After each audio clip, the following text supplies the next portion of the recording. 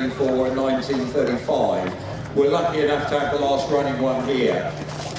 We're taking you back to a period. We all love the idea that Britain in the interwar period, we pushed ahead, late 1920s, the mechanised force, experiments up on Salisbury Plain. We did fantastic stuff with armour, but the truth was that hit a different picture. We didn't want to spend much money on our military back then, and what money we spent in that period of the 1920s and 30s, it went towards the Navy and the Air Force.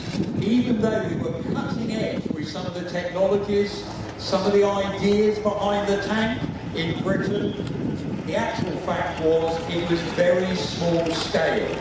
So 34 of these tanks are built.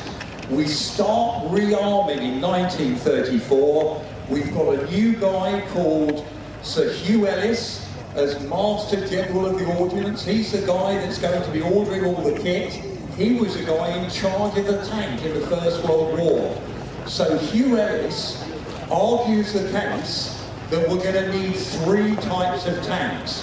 Little light tanks like this Mark IV we've got in front of us, scouting, finding the enemy, perhaps protecting your flanks. We're going to have another type of tank that's at the side there. You can see it's relatively thin in terms of the armour protection, stop bullets, not much else there. Driver in the front, commander on his own in the turret there. They arm these vehicles with Vickers 303 machine guns, considered perfectly adequate for the war coming. Britain starts realising we're going to need factories that can make tanks again. We only had one, that was Vickers. They were the only people in the UK making tanks in the 20s and 30s. So before, because it's a good way to cut your teeth. And that's why, by the way, by 1940 we have 1,000 light 6B tanks in service. Not that we needed them, it was just that we actually thought it was a good way to get capacity built up.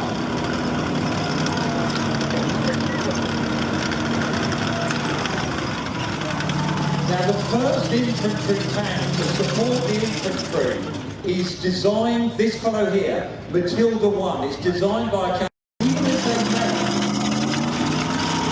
they make Matilda I,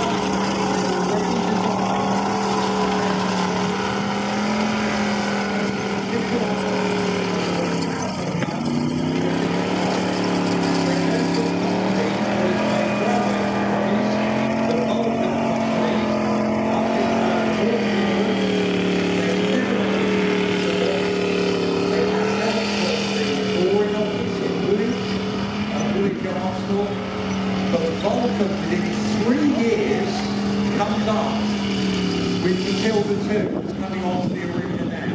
Same name, very different tank. So 7.8 centimetres of frontal armour. Very, very thick armour for a tank of the late 1930s. We give it the 2-pounder gun.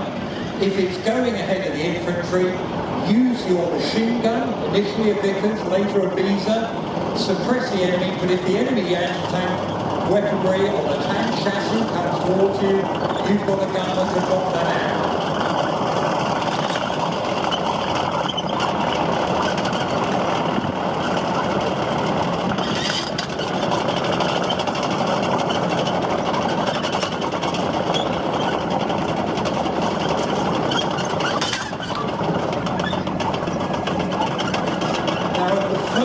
Matilda II tanks make it to the British Army in late 1939.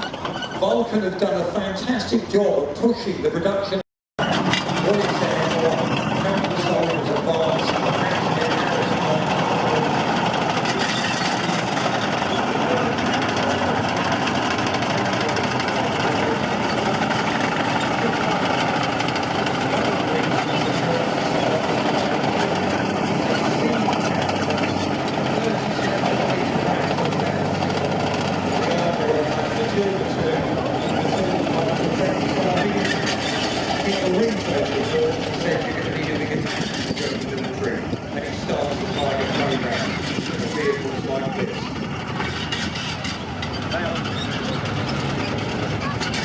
Now we use another model infantry tank. As soon as something comes into service, you start the next model. We're learning lessons about from the battlefield. We know from France in 1940, we're going to have to increase armour protection because the Germans, we know, are getting bigger guns. So we start this programme, the Churchill. And this actually becomes our 4th infantry tank in World War II.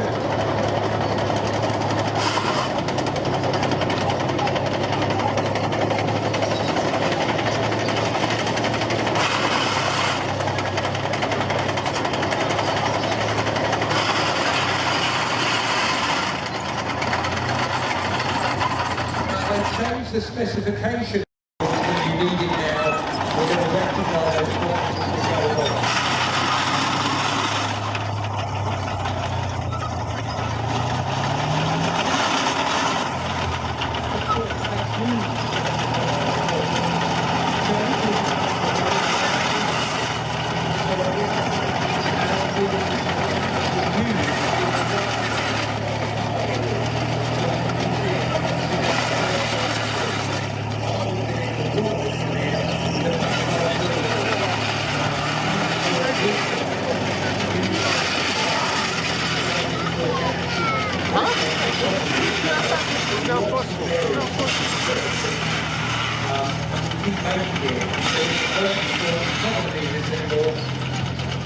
We keep making them to pretty much the end of the war, but a very early priority again a bit later on. We start this tank, it's part of the Cromwell family coming up now.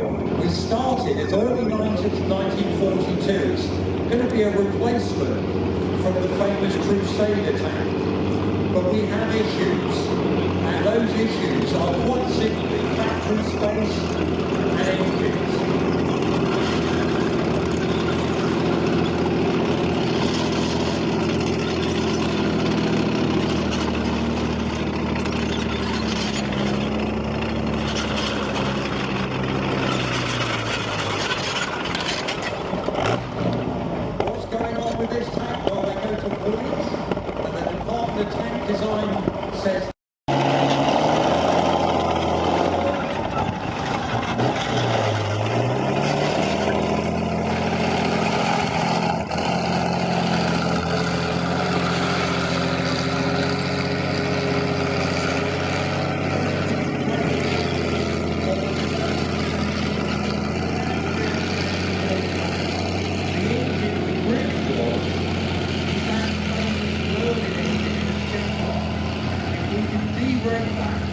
They're going to the aircraft industry.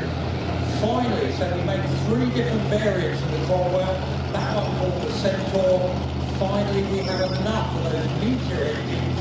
Berlin's converted, that becomes the Cromwell tank that's in service in 1944. Now the Centaur that's driving around there, that's the difference between the two. The other's a Liberty engine. This has got your 600 horsepower. We've got a better turret with a bigger gun on.